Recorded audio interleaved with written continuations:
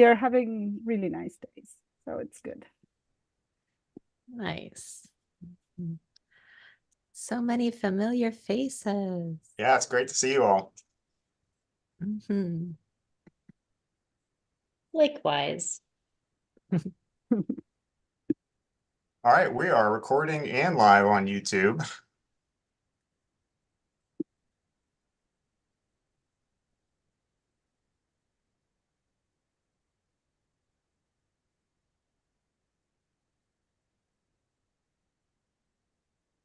Anybody know any good bird jokes?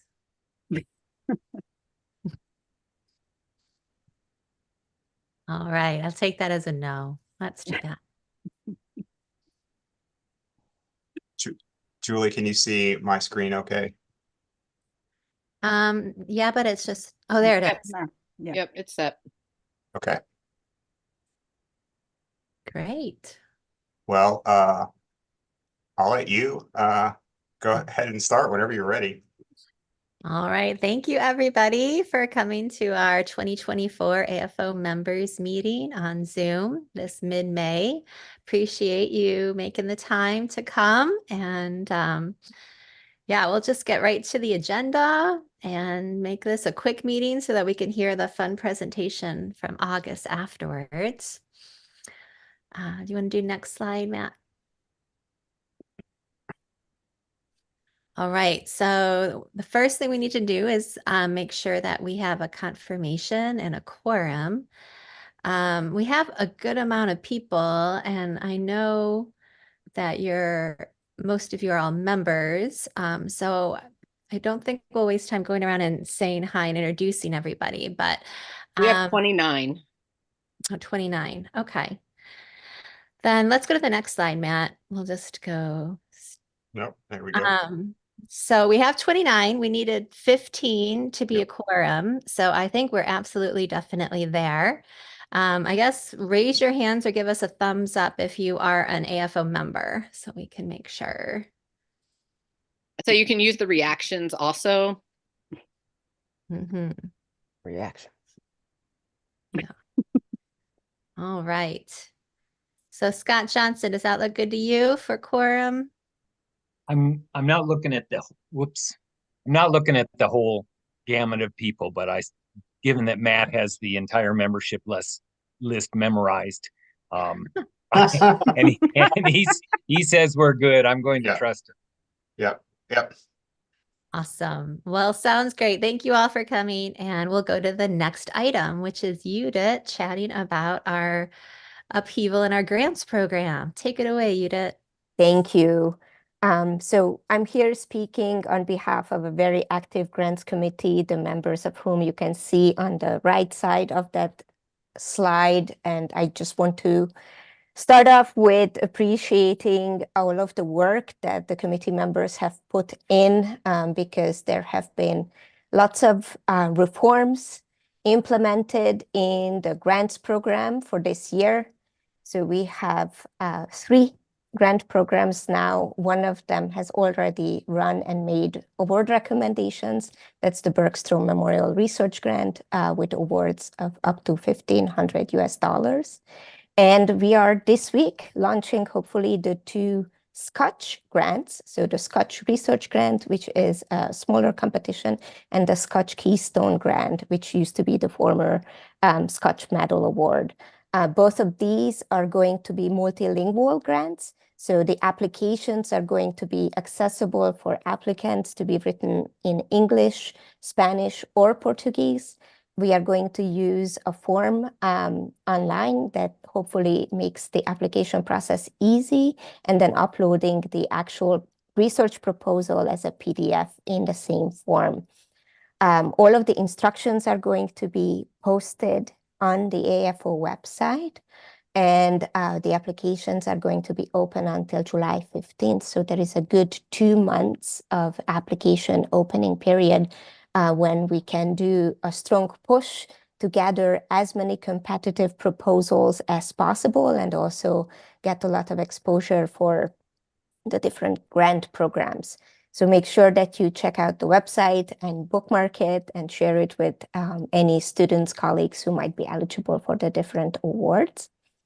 Last but not least, I do want to say that we are recruiting reviewers, and it would be great to get AFO members to participate in this grants program as reviewers for the different research awards, even if they are not part of the committee itself. So this is an open opportunity. We are going to set up a form to nominate yourself, to nominate others, but also feel free to reach out.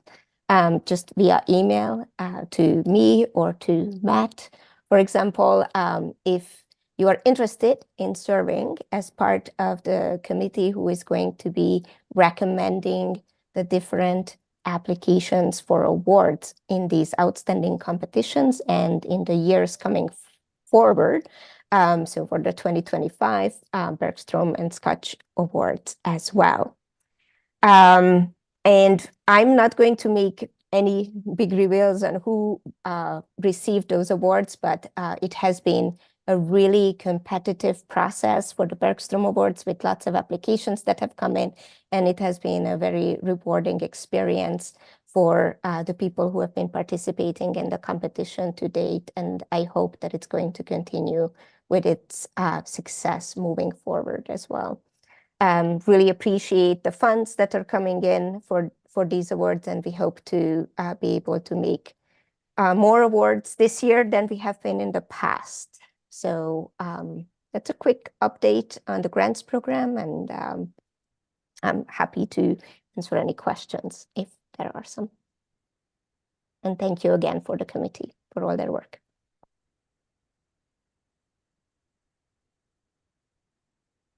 Yeah, thanks, Judith. You've done such a great job chairing this committee. So we really owe you a round of applause. Thank you so much. All right, Matt, next slide. Right. We are really lucky to have Dr. Rafael Rita Hernandez here, our new JFO co-EIC. Rafa, would you like to take it over and introduce yourself? Sure. Well, I just will briefly talk about my background. I was born in Mexico.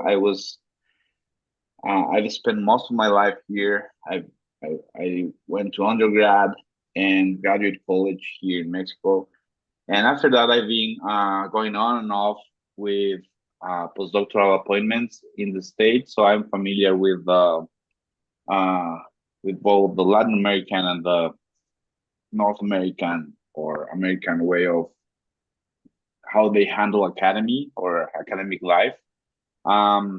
So during the last 5 or 6 years, I've been working with journals and book editors. So I became familiar with the editorial world, and I was lucky to get this position in which I hope that I can provide support to the Latin American ornithologists as well as the Association of Field Ornithologists. So I think that my goal here is that I can make people feel more comfortable working with North American journals. So I think I'll try to bring people from other audiences to the journal as well, and hopefully at the same time we will increase the impact factor and the exposure of the journal. I'm happy to talk and discuss anything related with ornithology and with the journal, or pretty much anything with you. Here's my email address, and my main research interest is molt. So I'm translating. I've been working with these book editors for translating the Pile Guide to Spanish. So that's going to be a major thing in the summer this year. It's coming out this summer. So I've been working a lot on that. That's taking the last 2 years of my life. I've been dedicated to that. It's a lot of work. I thought it would be easier, but it's definitely not. So yeah, that's pretty much it. Here's a timeline of what I've been doing in the last 20 years or so. I started with birds back in 2004 when I was finishing my grad school. I started with bird banding with Institute for Bird Populations, and from that moment on, I knew that ornithology was going to be, you know, my life for how long I could do it. So here I am. Well, thank you so much. Appreciate it, Rafa. Welcome to the AFO and JFO family. So I know Thank you've you. already been in your position for over a month, but Yeah. we welcome you to the whole Yeah. membership. It's been very interesting working with the journal. I've worked with other journals in the past, but I think that the scope of the JFO is very well fitted for my expertise. So I feel very comfortable that I will make a great job. Mhm. Awesome. Thanks. Okay, Matt, next slide. All right, we are lucky to have our one and only Patrick with us to fill us in on how awesome AVANET has been doing, which is our AFO business. So please, Patrick, take it away. Thanks, Julie. It's really great to see everybody here, and I hope I am correct in assuming that everyone is familiar with AFO's AVANET Research Supply business, which is a mission-driven business, which I've like to remind people that we're here to supply the highest quality equipment and tools for bird and bat researchers. And Matt, if you want to click to the next slide, all of our products are available for review at avanet.com. I thought it'd be helpful to share some of the structure just for members to be aware that AVANET is a AFO-owned business that's managed at Biodiversity Research Institute in Portland, Maine. That's been happening since 2015 with some transitions through 2017. And we're a small team. I serve as the operations director. We have Carly Copper is the front office administrator and sort of first line of customer service and order processing. And we have a production staff of net makers of 4 or 5. And I've left that as a fluctuating number for a couple of reasons we'll learn later. We also work with 2 former employees as independent contractors, and we have support from an accounting group, Clifton Larson Allen, which is the same group that works for AFO. So we have a lot of really good support and connections in Maine and beyond. Perhaps most importantly is that ARS is guided by a very strong board of directors that provides a lot of support and leadership. And Matt, if you want to slip to the next slide. Dan Ardia, many of these folks are known and participate and have been members and leaders at AFO for many years, including Dan Ardia, who's the chair, Julie, Matt, Sarah, David Sersale, who works out west at Westland Resources. It's a consulting group. Bob Hoge and John Day are AFO council members at large. Is that true? And they have some great financial expertise. And then Ryan Heck was brought in by Dan as a attorney representative, which is really great. So we have a really robust support network. Matt, if you want to shift. Because one of the goals of ARS is to generate proceeds that support AFO, and it is, while it's not an endowment investment, it is actually something that AFO has invested a lot of their time and energy and resources into. I wanted to share a balance sheet at the end of the fiscal year 2023 compared to 2022. You can see just very briefly, I don't want to get lost in any details here, but you know, the general valued assets of the business surpassed $1 million, which is a real benchmark for all of those who've been involved through, you know, transitions and putting a lot of energy into ensuring that AFO's members' equity is stable and continuing to grow as we serve researchers around the world. Last year was a particularly strong sales year for our MISNets. And I want to mention, importantly, about half of our sales of MISNets are to bat researchers. So while we are a business for ornithologists by ornithologists, we also serve a lot of bat researchers. And last year was a particularly important year for bat research. And because a couple species of bats were listed as federally endangered, which has actually promoted a lot of influenced our sales of nets to support that work in surveying for endangered bats. Matt, I think the next slide is a good one. And these are just a couple notes. I mentioned the federal infrastructure and ESA listing of bats has really caused an uptick and kept us very busy last year and also this year. One of the key aspects is that we provide support, ARS provides support to AFO. Last year, we were able to distribute $52,500 to support AFO's operations. And it's very important from the ARS side to see the activities of AFO continuing in such a great way. This spring, late winter, we hired 2 net makers and trained 2 net makers. This is in prep to ensure that we have the ability to make nets to meet demands and the needs of researchers. And part of this is because one of our longtime net makers, Noor Alabaidi, who's been with us for 7 years, is going to be taking some time off. We hope she returns, but she's going to be having a child later this summer.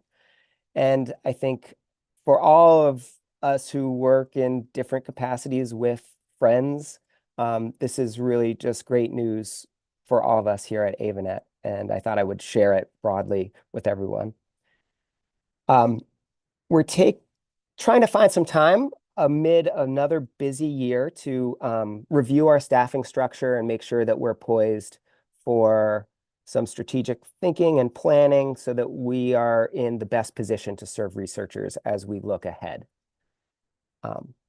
Matt, if you want to go. I think I did want to just mention one of the highlights of last year that ties into some of our marketing efforts. But last year we were able to travel to Brazil for the Ornithological Congress of the Americas meeting. I have a couple photos here. And that is our primary marketing focus, is attending meetings, meeting researchers, offering sponsorship to meetings. And that, I think, that has been and will continue to be a really important way for AVANET to ensure that we're on the forefront of what we're trying to do in serving researchers. I want to give some credit to Matt and Julie in particular for taking some steps to link AFO's communications team and August's work with ARS. And that's been really helpful to see synergy and ways that we can work together from a marketing and communications standpoint. And so that's been really, really helpful. And it's also very exciting. And I think with that, I would love to just keep the meeting moving. I'm always available if anyone has any questions about AVANET or ideas. Please reach out at any time. You can see our contacts on the website. And Matt, there's one more slide. Thank you, everybody. Awesome. Quick bird ID.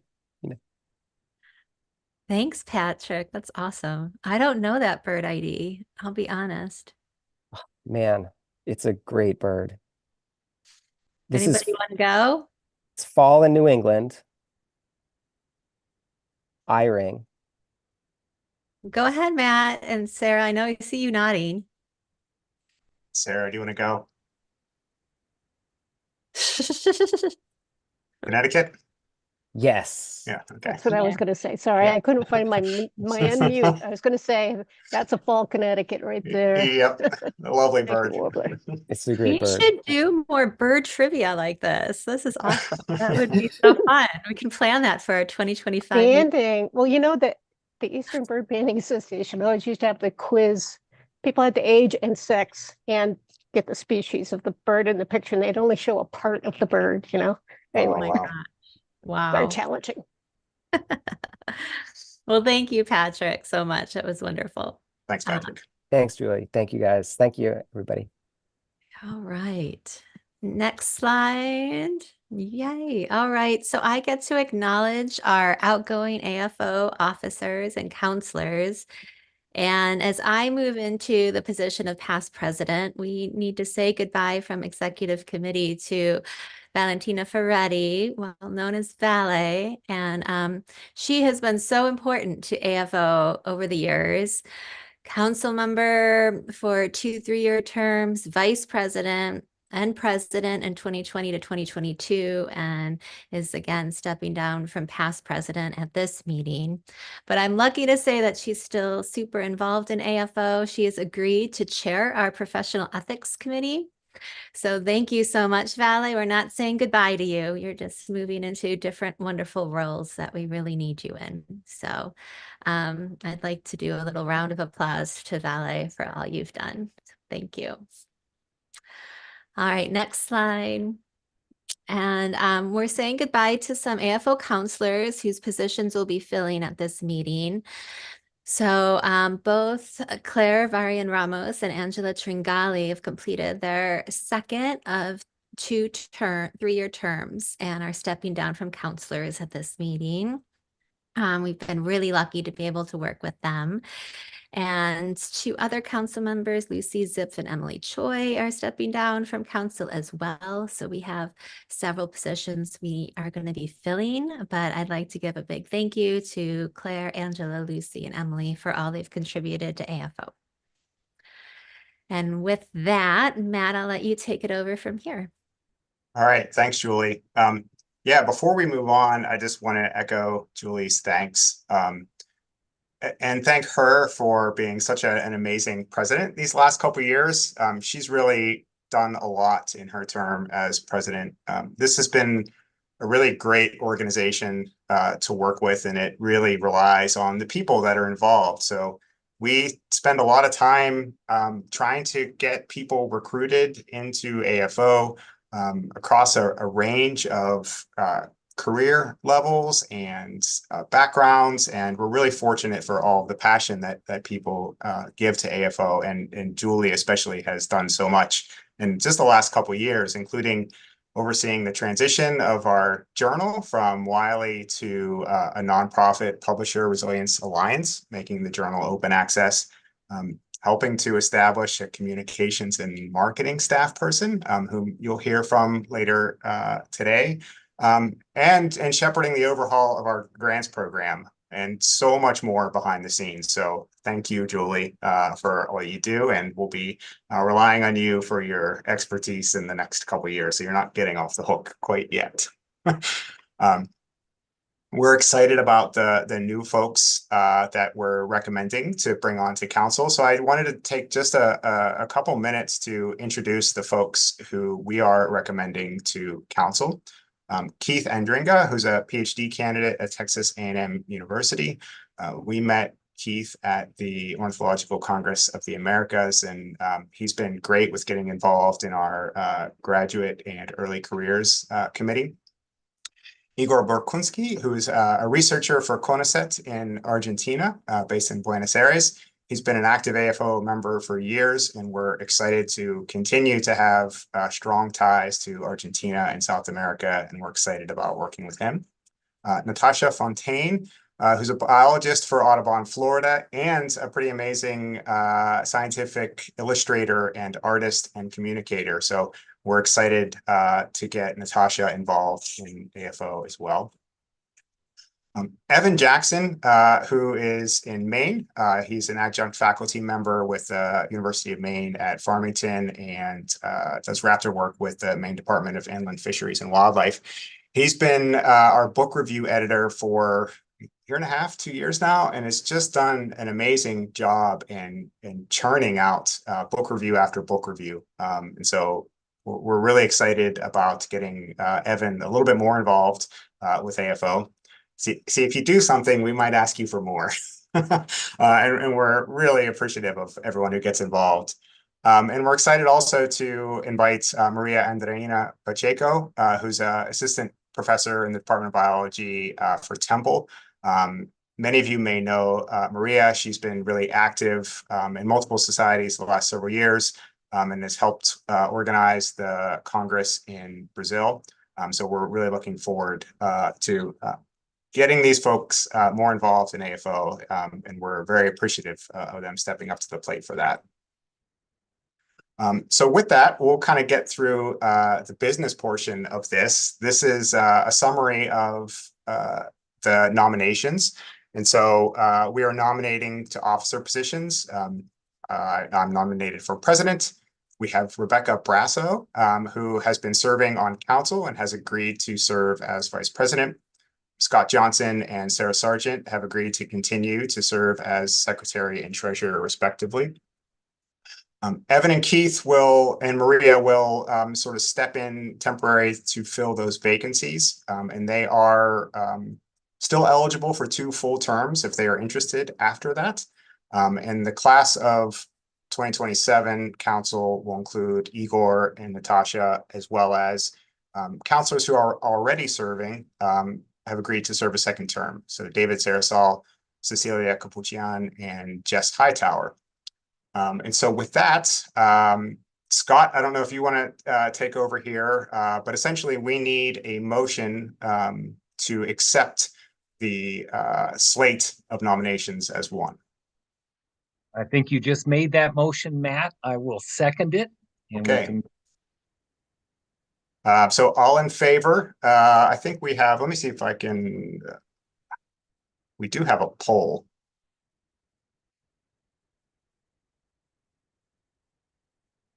Is that showing on your screen, everyone? Yeah. Okay, so if you are an AFO member, please vote in the poll. We'll let this up for a couple of minutes here as people respond.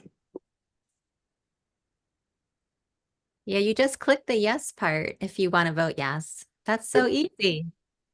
Really neat. Thank you, Matt. You're a tech-savvy genius. Well, after a few years now of using Zoom, we're finally starting to get used to it.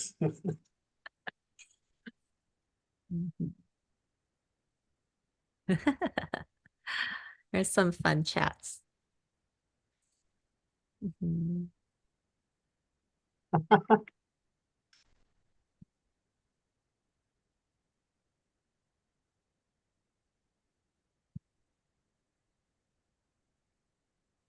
All right, I think we've kind of done voting. Yeah, so we have 26 who voted, and the results are unanimous. So welcome aboard, everyone who's new, and yeah, on to the next year. Yes, thank you, everyone.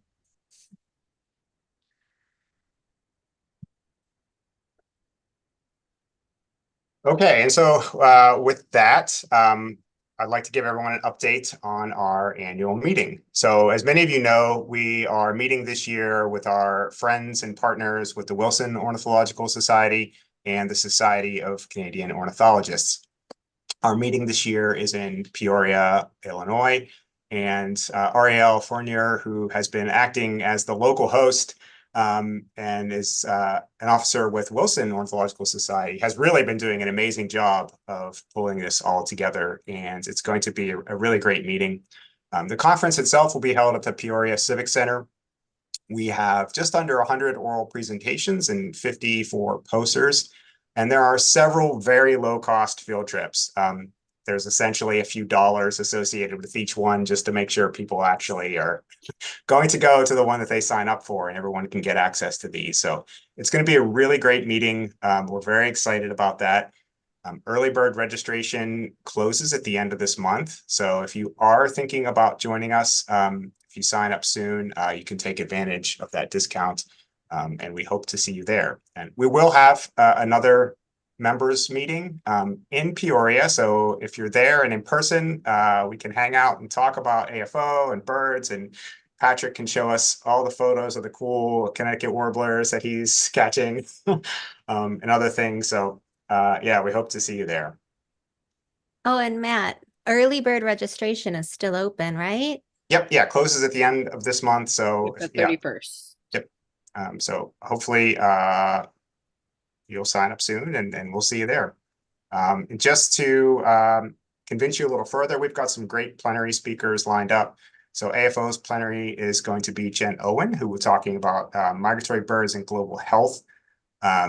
Matthew First will be giving the plenary on behalf of the Society of Canadian Ornithologists, and he'll be talking about a lot of the work that he's been doing with Canada jays there. And then for Wilson, Ron Mumm will be talking about his fantastic work with hooded warblers. So these are some great presentations. We're really excited about that. And yeah, hope to see you there. Even more exciting, maybe, is our incoming vice president has some fantastic news for next year. Yeah, so I figured, step in as vice president and then immediately be the person on the ground helping to set up our next meeting. So in 2025, I'm happy to announce that we will be meeting in Ogden, Utah. So that is where I live and home of Weber State University. I think that this will be an excellent venue for an AFO meeting. There was an AFO meeting here in, I believe it was 2010 or 2014. Now I can't remember which one, but we are going to revisit and return. So we already have things lined up. The dates are actually the same dates as our conference in Peoria this year. We will have lots of great birding out west, whether you're at the Great Salt Lake or up in the mountains. Downtown Ogden was recently named as the number 3 historic downtowns in the United States, which is where the conference will be located. Everything will be walkable from the conference venue and hotels. And I'm just really excited to have everyone here. So put that on your calendar. Yeah, we're really excited. Thank you so much, Rebecca. It's going to be fantastic. All right, Julie, any last words?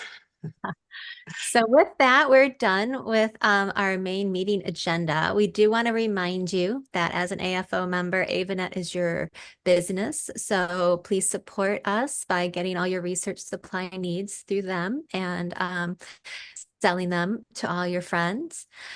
We did recently launch an eponymous bird name poll to get people's ideas and thoughts about that. So if you haven't completed the poll yet, it's open to all members. There's a QR code. You can feel free to scan that and do that. It's under 5 minutes, but we'll be getting those results back to our AFO membership and then AOS membership in the future.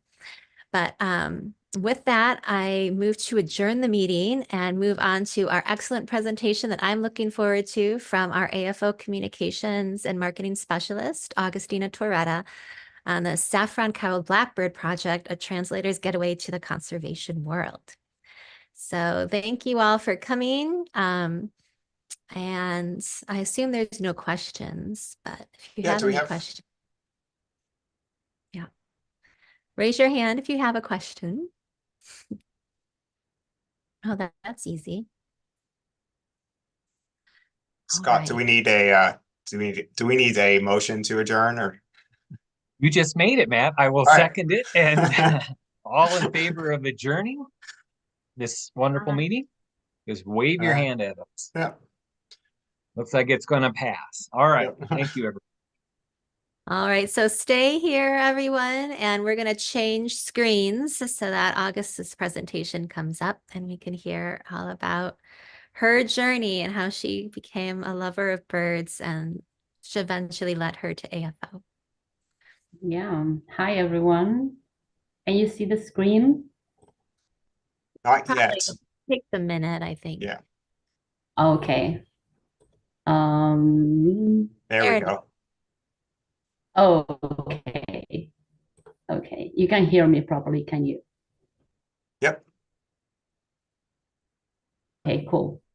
Oh. Hi, nervous, not going to lie, but it's lovely to be here with all of you.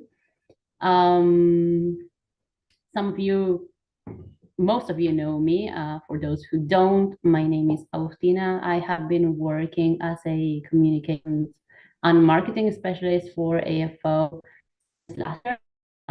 It's been wonderful, but I come, like my background is interpretation and translation. So what I wanted to share with you today is pretty much how I went from studying at languages at university to, working with AFO, and how my participation in the Blackbird project here in Argentina was instrumental for, achieving that. That's the first slide. Okay, so I wanted to set up the expectations. I thought that with this presentation, not only could I explain how I ended up working with AFO, but also how to give visibility to the Saffron Colored Blackbird project, which some of you may be familiar, but some of you may not. It's a very interesting project, and it's a highly endangered bird, and I will talk about that later on. I thought it was a good chance for the council to get to know me a little better, because now I haven't been around for too long when it comes to AFO. And I've mostly had meetings with Julie and Matt and Patrick and Dan and Scott Sutcliffe and Sarah, but well, I'm not familiar with everyone, so I thought that was a good idea to do that as well. And also, and quite unexpectedly, as I worked on the presentation, I got a little philosophical, and it was a kind of introspective journey on how it went from one thing to the other. So I thought maybe if there are people watching, or people who will watch this presentation that have several interests, and who primarily like birds, but maybe like an artistic side or a communicational side, I thought this would be perhaps inspirational for them. So yeah, just as a heads up, it's not going to be a strictly scientific presentation.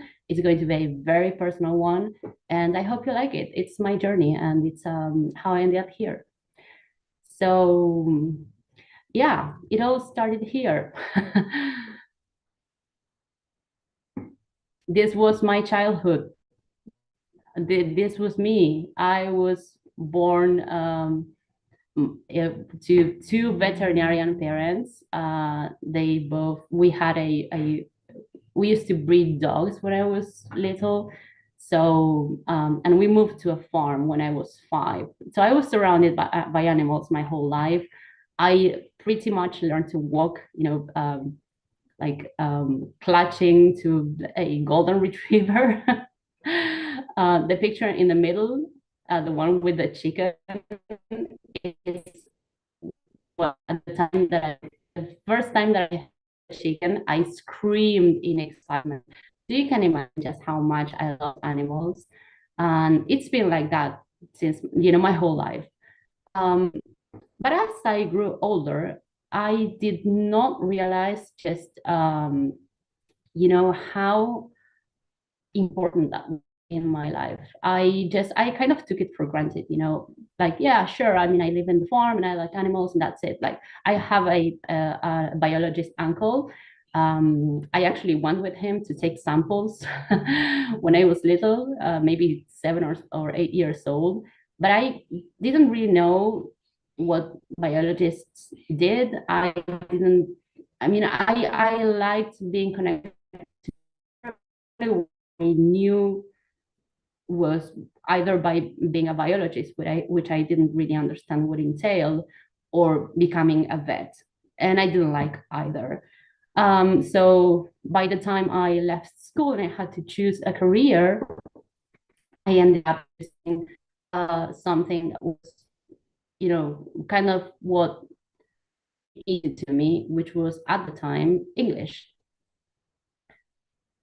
Not only that, I think it's super important to also mention that I feel like that when you're a teenager, you kind of lose touch of what you really like with what you really like, and you can be really prone to fall to like external expectations and to maybe follow those, not be really sure of what you really like and what you want to do. And that was my case. Like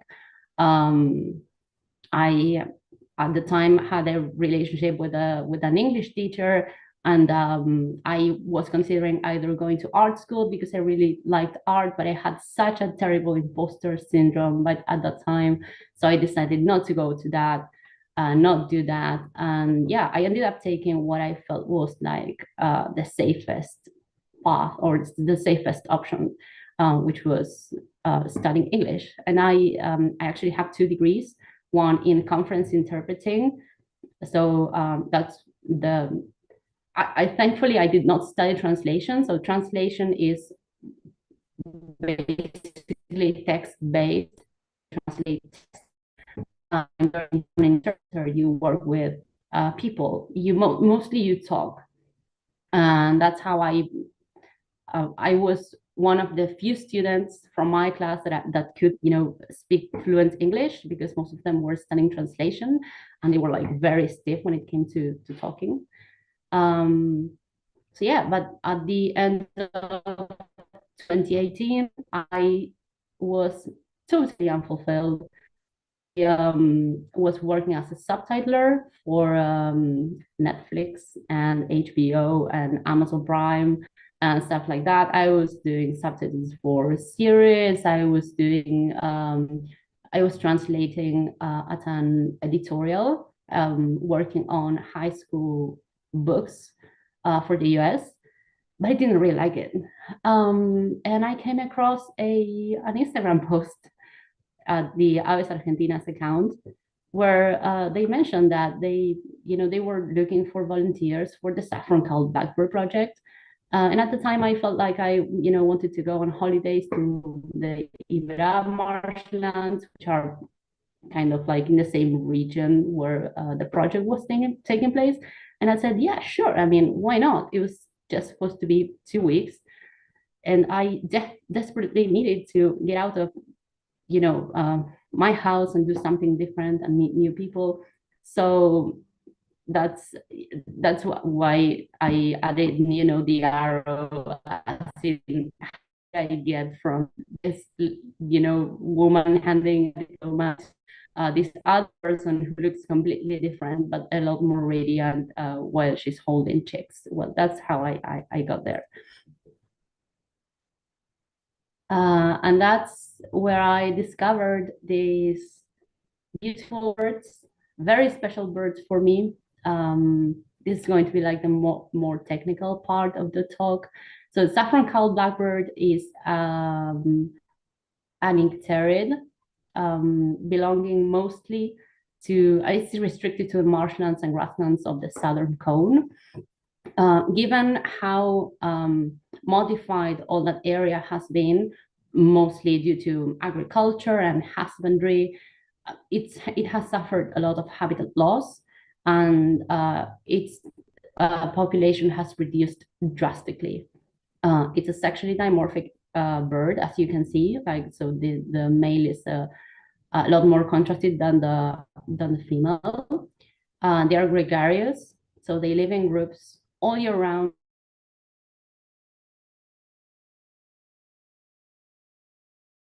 During the winter, and then during the summer they breed in colonies. So they separate into pairs, but you will see them hanging around with lots of other birds.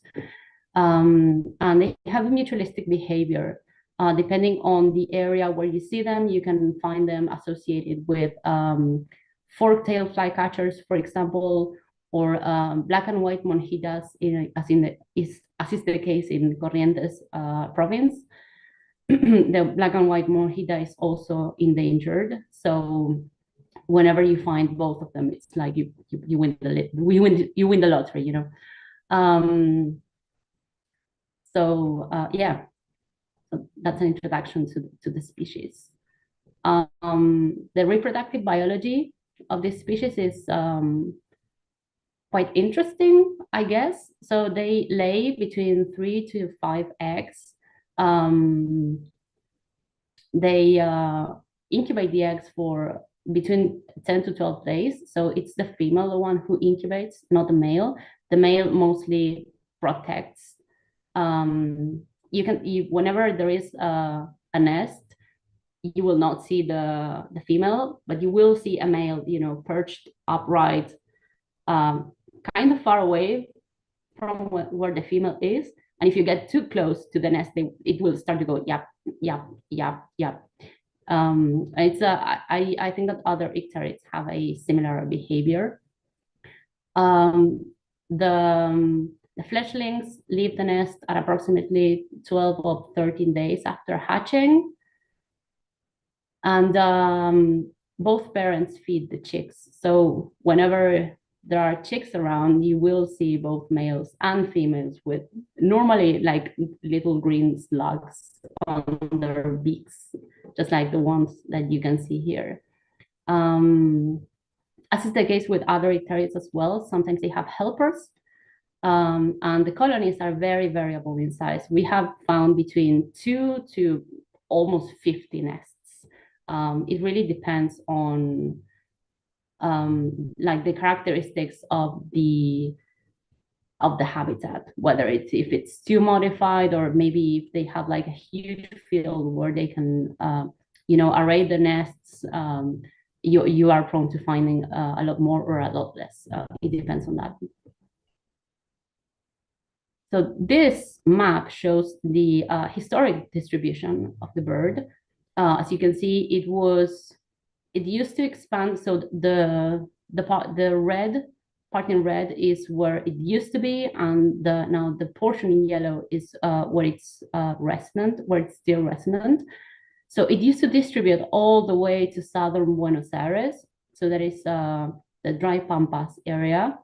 And then all the way throughout the Mesopotamia. So going north from Buenos Aires, we have the Entre Rios province, and then we have the Corrientes province. That would be south of Paraguay. And nowadays, we can only find them, at least in Argentina, in 2 disjunct populations. It has been declared as endangered, as globally endangered by the IUCN. So there is an estimate of around 7,000 reproductive adults in the wild, but the number for Argentina is critically low. We used to estimate at the project that there were between 500 and 1,000 adults only in Argentina, and they are separated into 2 distinct populations that do not meet each other. So the genetics pool is a mess, and it's declining. It's in decline. So what the Saffron Colored Blackbird project did was try to assess how the population was, and also study a bit more what the main threats to this species were. And unfortunately, there are also many threats. They are threatened not only by habitat loss, but also by climatic events that are now, you know, worsened by climate change, such as long periods of drought on the one hand, and then heavy rains on the other. As I mentioned, like this portion of land, so the Pampas and Mesopotamia, they have like very fertile soils. So in, for example, the Corrientes province, we can see that the wetlands where these birds nest are being drained for lumber afforestation, so eucalyptus trees and pine trees mostly. In Entre Rios province, on the other hand, the main problem was the use of land for husbandry. So whenever I'm going to mention the shiny cowbirds later, but whenever we had like a very like a huge land, you know, with lots of cows, we would also find lots of shiny cowbirds that would, you know, feed on the cows' feeders. So that was also a threat. Also, there is this terrible culture in Argentina to, you know, burn the lands because it's thought that it will provide better grass for the cows. I'm not sure if that's the case. I'm pretty sure that it's worse actually for the soil and the grass. But anyways, non-prescribed burns are also a threat. And then agriculture. So agriculture means that vast expanses of land are going to be modified completely, and that there's going to be a lot of pesticides going around. Actually, on the top picture, what you can see are some weeds that have been sprayed with pesticide. And as I don't know if you can see it, but they are like tumbled down, and we see all the blackbirds here. I thought that I think they had nests actually. This is not only a problem for wildlife, right? I mean, it's a problem for humans too. I mean, I took the picture with the machine, the one that is on the bottom, and it was spraying pesticides, and we were living there. They didn't even care. They have some natural threats as well. So they are victims of predation by native foxes, snakes, and tegus. There is an increasing problem with the exotic wild boar, particularly in Entre Rios, though it has spread throughout the whole country. And they have area predators as well, such as the short-eared owl that we see on the top picture, and the long-winged harrier that we see on the bottom one. And there is also a problem with trappers, because there is also a trapping culture in Argentina. So some of them could be found in cages. Fortunately / unfortunately, there aren't as many blackbirds enough for people to go and trap them, but it's something that happens. And then the main problem in Entre Rios, which is the province where I took part in the project, was brood parasitism, particularly by shiny cowbirds. I believe this is a species that has spread throughout most of South and Central America, and I think it has reached Florida, and they are brood parasites. And the main issue that they cause is not only do they lay eggs on other birds' nests, but before doing that, they peck the host bird's nest, the host bird's eggs. So not only do they, you know, lay lots of eggs, but also they leave the other ones completely inviable. So they are the most important problem in Entre Rios. Here you can see on the picture with the eggs, we have we have 3 shiny cowbird eggs. You can see just how more round they are, and they are bigger actually. They weigh a lot more. And then the other 4 are the saffron-colored blackbird eggs. And the shiny cowbird's chicks also, they beg a lot, whereas saffron-colored blackbird's chicks are silent. So they just, whenever they feel some movement, they will open the beak, but they will not chirp. So what that does is that the host parent will feed the parasite chick first.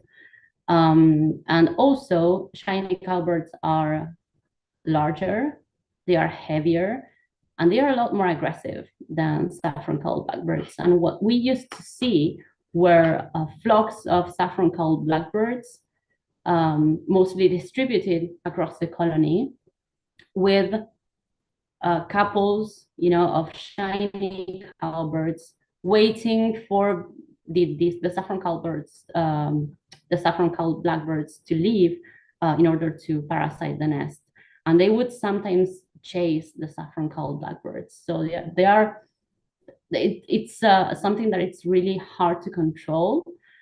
And the main problem Entre Rios, and it's completely associated with not only husbandry, but also agriculture in the sense that they feed mostly on grain, which saffron cow blackbirds don't. So whenever it was, harvest time, like either wheat or corn, they would be ever present, and they would form huge flocks. So terrible problem that has to be addressed somehow. So the Saffron Cow Blackbird Project is a conjoined effort. It was created in 2015 by Aves Argentinas and Secoal, which is a CONICET dependency in Corrientes. And the aim of the project is to do research, provide management protocols, and empower the community around the saffron cow blackbird, because it's not a well-known bird. Whenever I mention this bird to other people, they will go, "Oh yes, I know it." And when I show them a picture, they say, "Oh no, this is not it." So most people know the brown and yellow marsh bird, and they are very similar, but not many people know this bird, mostly because it's, it hasn't been recorded in Buenos Aires since the late 1800s, and it's very scarce in their current distribution. So yeah, one of the ideas with the project was to do enough research so that we would get an understanding of what the current status of the species was, understand the reproductive biology, and assess the threats, as I mentioned before. And it was actually thanks to the project that the IUCN gathered enough information to consider it highly endangered in Argentina. So it was super important work. And actually, a new paper has come out, I think, in the Ornithological Applications Journal about the reproduction rate success in agricultural land and non-agricultural land. So if you want to read it, that has been published, I think that like a month ago. So it's super new, right out of the oven. And what within the project, there is a specific program, which is the Colony Guardians program.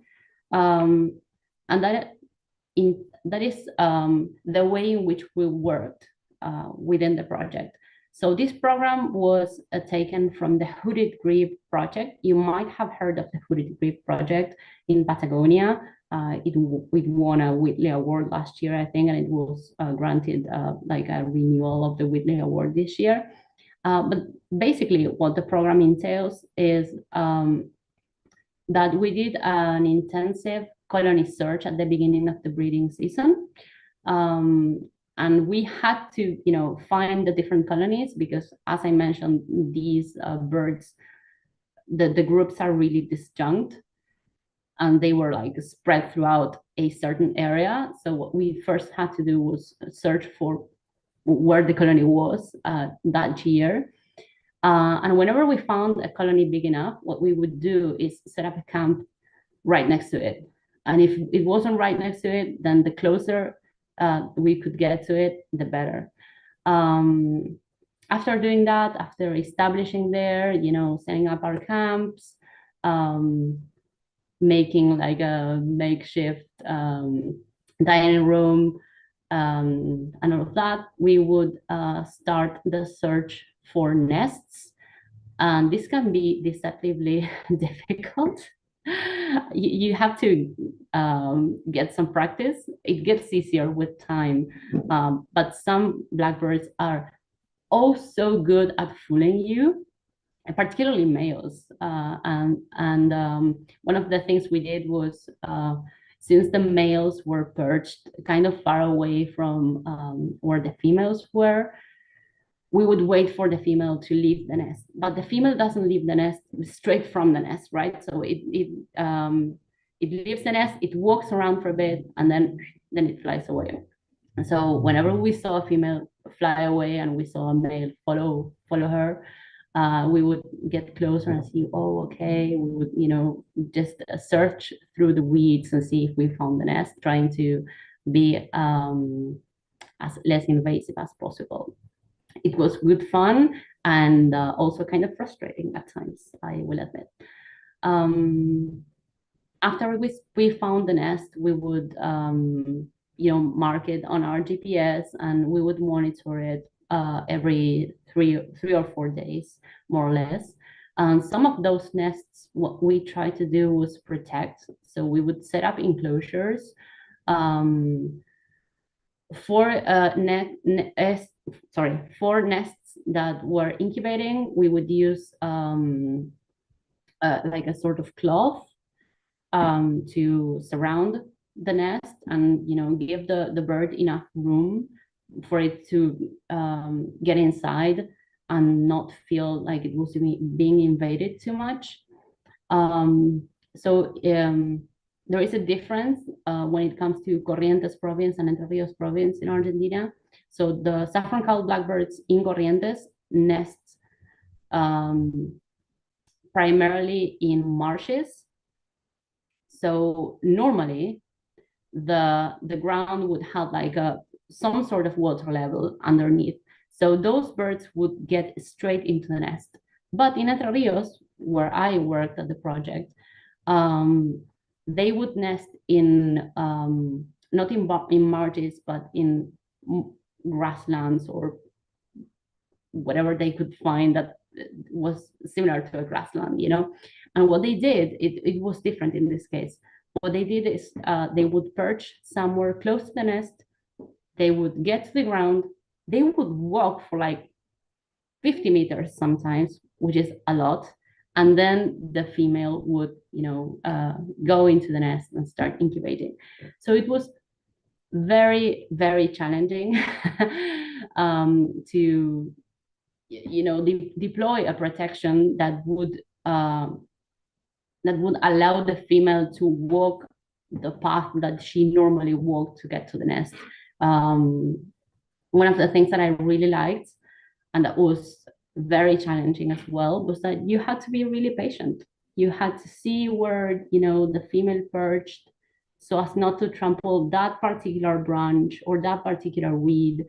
And the adults could be like very sensitive as well. You had to be super careful because if they were incubating, then they could leave the nests also. So it was, a labor of love and of care as well. So after the chicks were born and they had hatched, we would wait for a few days, and when they were ready to leave the nest, we would band them. We would also catch adults to band and to provide further information the following year. And we would work with locals, which I will mention later. I have added a few pictures as well. So that's pretty much what we did. And this is how a day in the life of a colony guardian looked like. So we would get up super early. This was my my tent and my hammock in my last camp. I think it was 2022. We would drink some mates and have a very light breakfast. And the first thing that we did was survey the colony and assess how many adults we saw that day. That would give us an indication of whether new adults had arrived or if some of them had already left with their fledglings. We would monitor nests also in the morning. We would take like measurements of the eggs, and we every 3 or 4 days we would weigh the eggs to see if they had changed in weight, and if they had, it meant that they were developing properly, and if they didn't, then we would try and see what had happened. And you know, like the common denominator of eggs not improving their weight was that they had been pecked by shiny cowbirds. And after that, we would go back to camp. It could be also very hot at midday. We would, you know, write down all the data that we had gathered, probably take a nap, and then go out in the field again in the afternoon to put enclosures around nests. And that could mean that if we were lucky enough, we would get to band some chicks that were bound to leave the nest. And if not, and if the weather was, you know, right for setting up our mist nets, we would do that and try to capture adults. Saffron-colored blackbirds love taking baths, and so we would try to see if we could find like small ponds with short grass, because that's what they like. You know, they are very delicate. And if we did, and this is when the drought became a problem actually, but if we did find those places, we would set up our nest there, our mist nets, sorry. And later we would, you know, just label all our samples and store that away before starting a fire and maybe having a drink together, and then go to sleep and start all over the following day. I have to admit that there was no routine though, which is something that I really, really loved. And we had a really good time. One of the things that I also meant to mention was that you know, in some countries we don't have the facilities, and it's it can be a very strenuous work. In this case, what you see, all the trees here are where we had set up our camp. So in the province of Entre Rios, and also in Corrientes, but I'm going to speak from my experience. In the province of Entre Rios, all of these birds move in private land, never in public land, and never in protected areas. So what we had to do was pretty much get permission from landowners to establish our camp within their estancias, which are these huge parcels of land, normally owned by either a family or a wealthy person who normally lives in the city. And the whole estancia is run by maybe 2 or 3 rural workers who were the ones that we talked to most of the time. But we were truly isolated. And we, you know, we didn't have a biological station, and this is what our everyday commodities looked like. We were comfortable enough, but it was still strenuous work.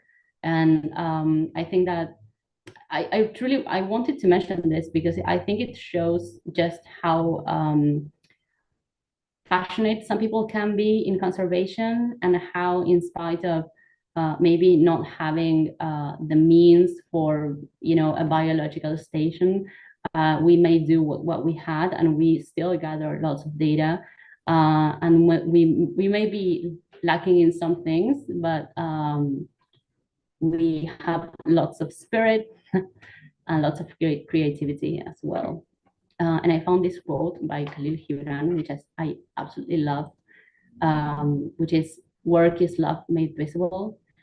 And I think conservation is precisely that. That's work, love made visible.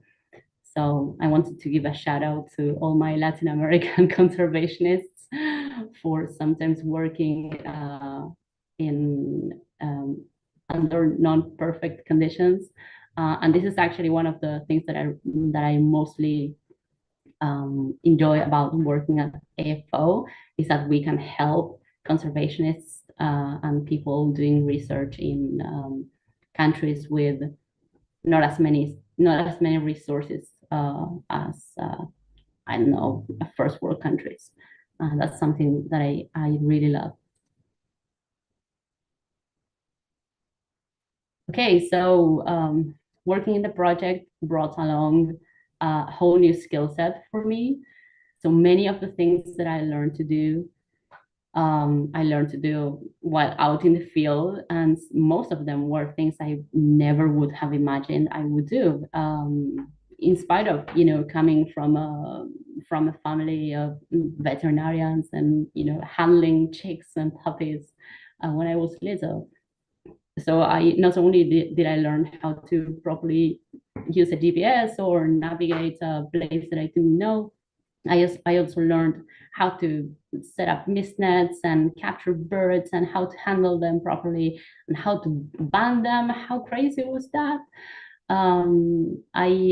It also gave me like this huge ability to like watch birds, but really deeply.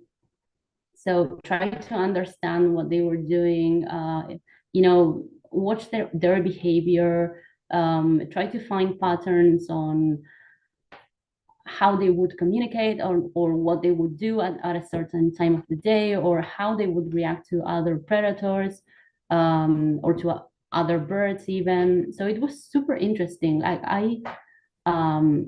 it was an amazing opportunity for me. And to be completely honest, before this project, I didn't even know that the conservation world was a thing.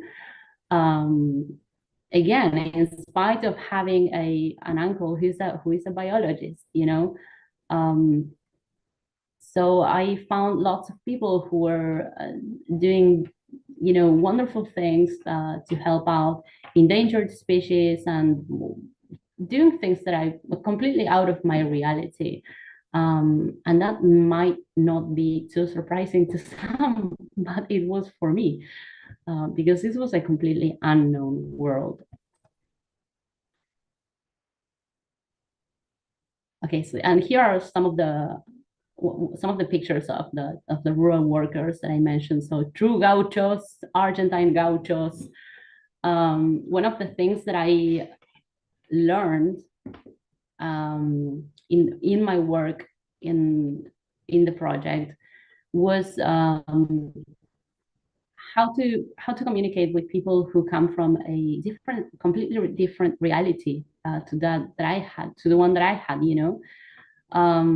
It was a challenge, but at the same time, I found it so rewarding because I got to develop like a high sense of empathy for people who maybe lived differently than me and who thought differently than me. And I didn't want to leave this out, because I think it's super important. Like, I feel that conservation has to have a very, very important basis on local actors.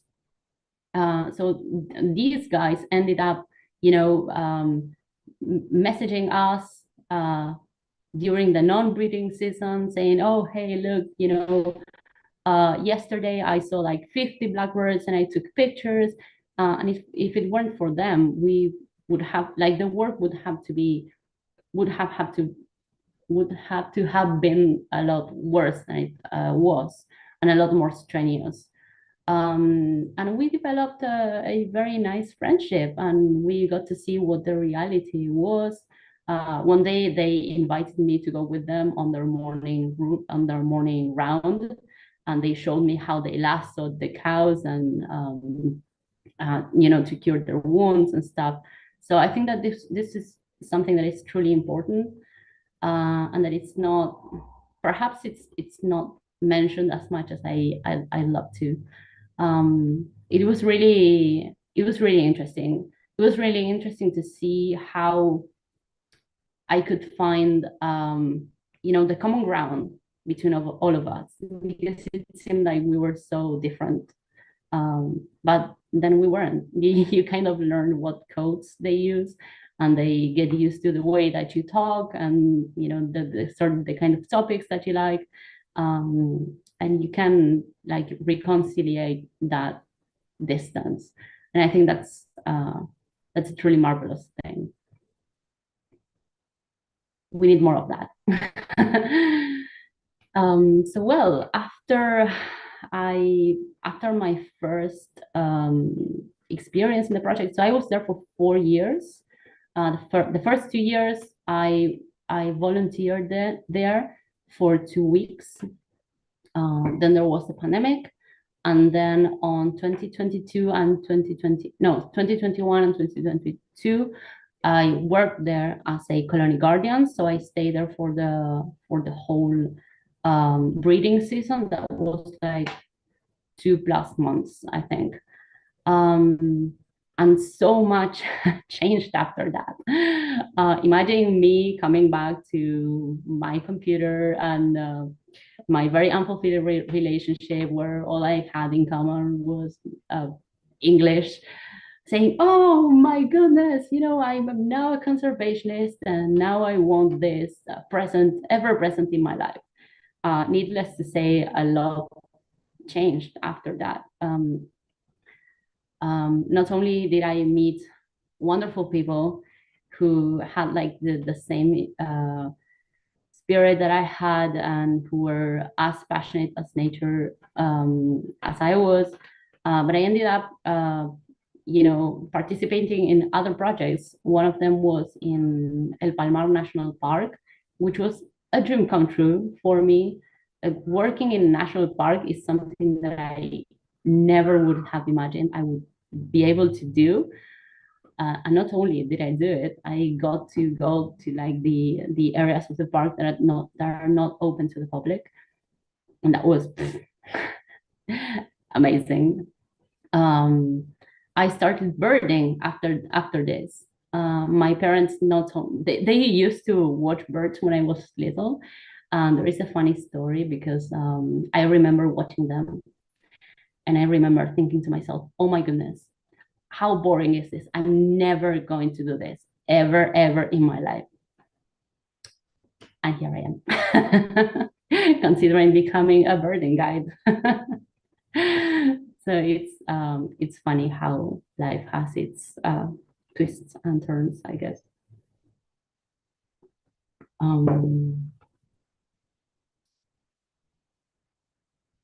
Yeah, so this is what my life looks like right now, and I think I kind of managed to,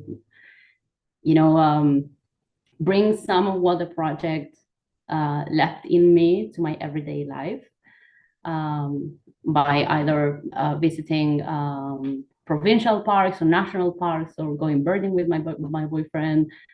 This is me watching some red knots in the Buenos Aires coast, like 15 days ago, so 2 weeks ago. And the project also gave me this amazing relationship with this wonderful human who is my favorite human in the whole wide world. So yeah, a lot can change with, after 15 days in a conservation project. So one of the things that one of the questions that I was left with after my first experience was, oh my goodness, like now I have to wait for a whole new year until I get to go to a project once again. So, and what do I do? Like, how can I, bring what I learned to my everyday life? Because I was still a translator, I was still working as a subtitler, and I didn't know. Like it took so much creativity. I had to come up with ways to see how I could use my skills. I actually sent lots of emails offering my translation services to Argentinian NGOs.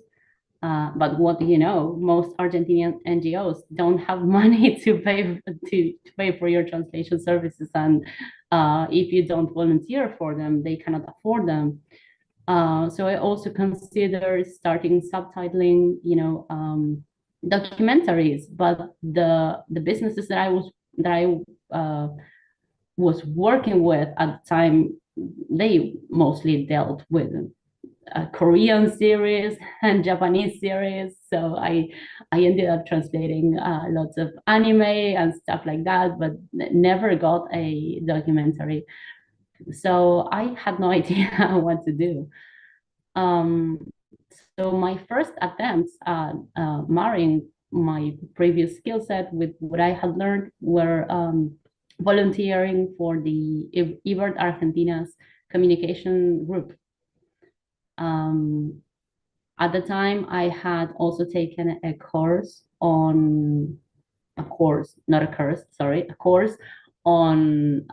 marketing for translators. So I managed to, like get all that information and see how I could apply it to this team in particular. And it was at Ebert Argentinas that I was also taught like the 101 on visual design. So this was like my first approach into, how I could marry one thing with the other. It was good fun. I did get to meet other people and learn about social media management, and I was super excited. So outside of my translation work, this is what I did for fun. I actually volunteered for this. And eventually, everything that I learned there, I applied into the Saffron Call Blackbird project when they got the brand new social media account at the Programa NEA of Aves Argentinas. So I was the one who developed the first layout for their communicational strategy, and I also designed the first posts, all up until I left the project at the beginning of 2023. After that would be like my second round as a colony guardian. And at the beginning of 2023, I realized that I needed to get a reliable source of income because I was working for these subtitling agencies that were, I had it was like the job was not particularly consistent. So I would get loads of work for like 2 or 3 months at a time, and then crickets for another 4 or 5. And my mental health was taking a toll. I was able to make ends meet, but I had to be super disciplined. And I decided that I didn't want to continue living that way. So I left the project, and I decided that I would try and see if I could get something that would give me a monthly income. And I said, well, you know what? There has to be something that I can do. And I came across this post where a certain organization named AFO were hiring a communications and marketing specialist. So I put together everything that I had learned into a very pretty CV, and I sent a cover letter, and they said yes. So I've been working with them since last year, and I truly enjoy it. I really do. Here's like a sample of some of the designs that I've worked on, and I really like it because it's I feel really valued in this association, and there is like human quality is amazing here, and I get to do what I like, and I get to use my creativity for posts, and I get to be able to communicate, which is what I had learned to do at my interpretation degree. So it's been good fun, not going to lie. And it's what this last slide, one of the last slides, I guess what I wanted to show is how like a simple impulse, following a simple impulse that comes from deep within you, as in the third picture, where I decided to leave everything behind and apply to volunteer at the project, can drastically change things. And to be completely honest, I feel a lot more connected to that little kid that I used to be, who loved, being around and holding chickens and screaming in excitement that I did when I started university. Yeah, I guess how my future looks like is I see myself spending time in nature, birding, contemplating. That's something that I'm already doing, and something that that was left from the project. I'm super happy that I get to work with a wonderful team of people like you guys, who share my values, and I honestly feel super valued here. I've gone back to art. I left that imposter syndrome behind, and I'm super happy. I've been painting for many years, but lately I felt like there is something about landscapes and animals and all those things that make me so passionate, that really comes across when I paint. And I'm considering, using that to eventually maybe incorporate that into conservation. And I would love to continue doing field work. So if any of you know of a project, shorebird project in Alaska, I'm your gal. And finally, I told you it was going to get a bit philosophical. So this is the allegory of the cavern from Plato's. I feel like it was fitting to put this picture here because back when I was at the university, I thought that the only thing that I could do with my life was be a translator. And I was blinded by that shadow of, a box of things that I had to do, a certain category of what I had to be. And eventually I realized that your interests don't necessarily have to be opposites. You can, if you use your creativity and if you find ways to marry one thing with the other, you may end up having a much more fulfilling life, doing things that you're most excited about. Meet people who are not only interested in those skills but also value them and share them. And I think that conservation in particular enriches from those people. I feel that a creative way of thinking and thinking outside the box is super enriching for conservation, because we need to know how to communicate with others. We need to be able to get to the other people's hearts. We need to be able to know how to handle a bird, yeah, sure, but also we need to know how to be able to communicate with rural workers who, I don't know, kill every animal they see because they eat it, and and you have to be able to handle that. So yeah, this was like the more philosophical side of the things. So my encouragement for all of those who have different interests and don't know how to bring them together, or maybe think that it's impossible to bring them together, my message would be find a creative way to marry everything you love, and it will enrich not only your experience but other people's experience. So that's it. Thank you for your time. I hope it wasn't too boring. Thank you, August. Yeah, thanks, August. That was great. No worries. So if any of you have any questions, I'm open to reply. Right. Maybe if you stop sharing your screen, we can look and see more people and see if people. Yes, sorry. Oh, that's okay. Yeah. Awesome. Oh, thank you, Maureen. Thank you for staying. Mhm. I'll just add real quick that, Julie and I received hundreds of applications for the marketing and communication specialist, and we did have several really high quality people, but it was clear when we talked to August that she was the person for the job. And it's been really great to work with her over this past several months.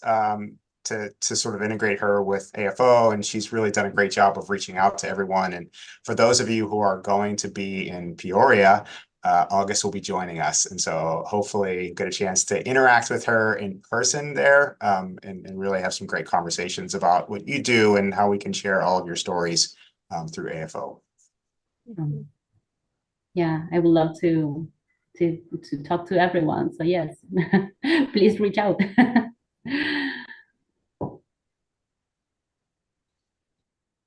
All right. Well, thank you all for coming. With that, we'll conclude the meeting. We are having another members meeting in person at the Peoria meeting. So you can see us there if we get to see you in Peoria. But thanks again for being members and staying updated and participating, because AFO relies on all of you to work. So thank you all and have a great afternoon. Thanks, everyone.